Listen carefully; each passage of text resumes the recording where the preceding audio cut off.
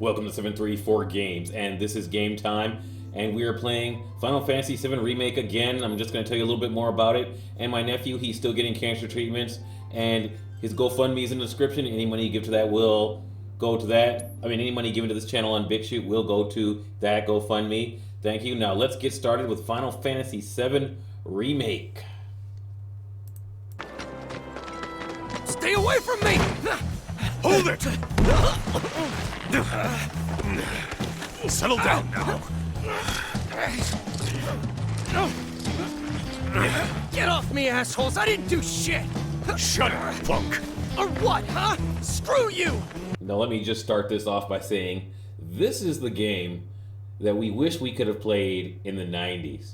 When Final Fantasy VII came out, it was an awesome game, but the covers and the art were even better than the game itself. I mean, the game was great, but the covers and the art were awesome. And, you know, it's like looking at that. And back then, we always wished our games looked and played like the covers, you know, like the art for the game.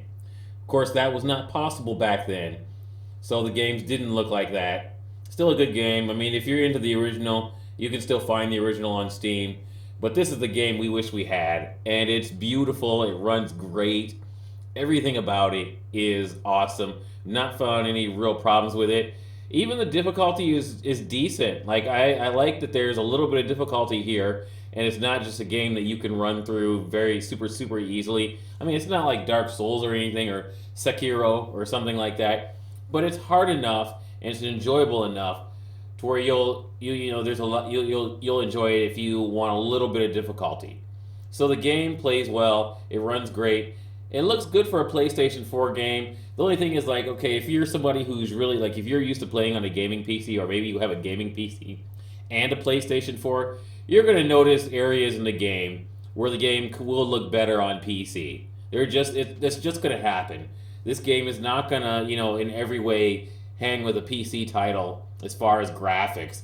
Gameplay, it's great.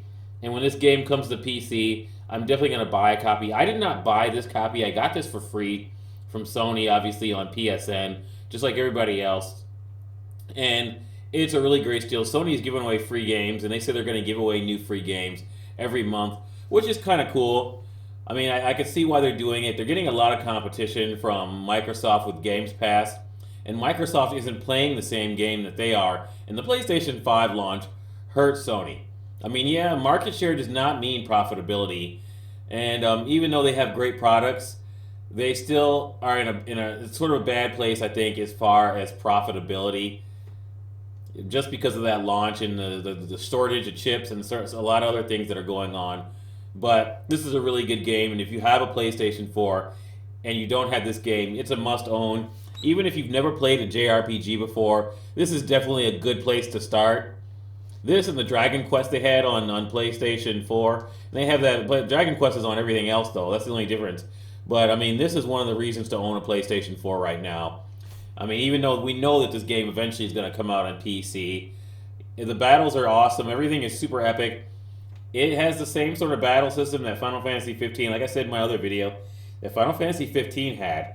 But everything has been sharpened, and, you know, they've done everything. They've gotten rid of all the problems from that game, and they've made a better game here. And now this game is episodic, so it's not the whole Final Fantasy 7. So if you want to know what happens, you can always go out and get the original Final Fantasy 7 and play through that. And then you can play this game. You probably know what's going to happen later on in the chapters.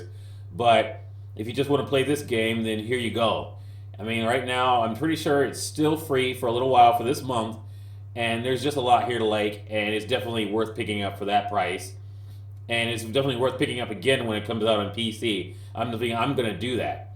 I hope it gets a GOG release or an Epic Games release, or at least a Steam release. Steam is great, but, you know, I like the other two better for other reasons. GOG is non-DRM. Epic Games is a better toss, but Steam is still a great service, and PSN is still a great service. You know, and I'm enjoying the free games. And if you're somebody who's never played Remnant from the Ashes, that's also available this month next to Final Fantasy VII Remake, and that is also a good game in its own right at what it does. It's a different type of game, but it's still a good game. I did a video on that one. I did a video on the PC version because Epic Games gave that one away a couple months ago. So if you want to look at that, check that video out. But I'm hoping the footage here shows you what this game is about. And you got all kinds of enemies. You got everything you get in a regular Final Fantasy game.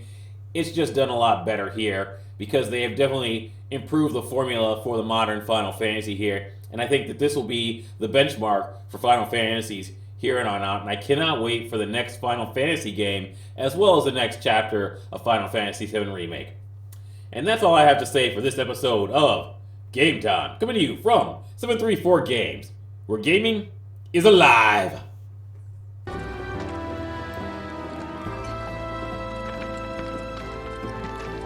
Coming through.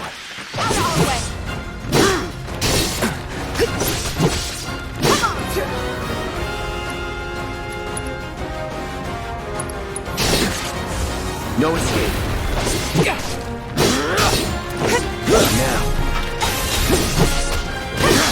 That's it.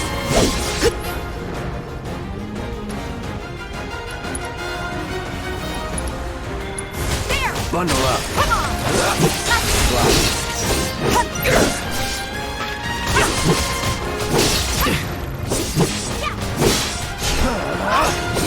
Here we go.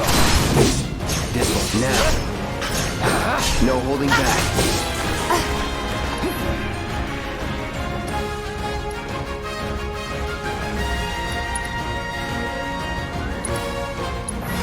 Sorry. Sloppy. Bring it!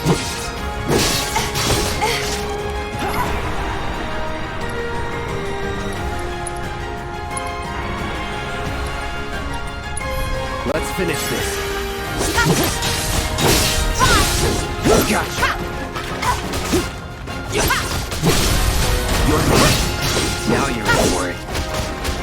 Come on!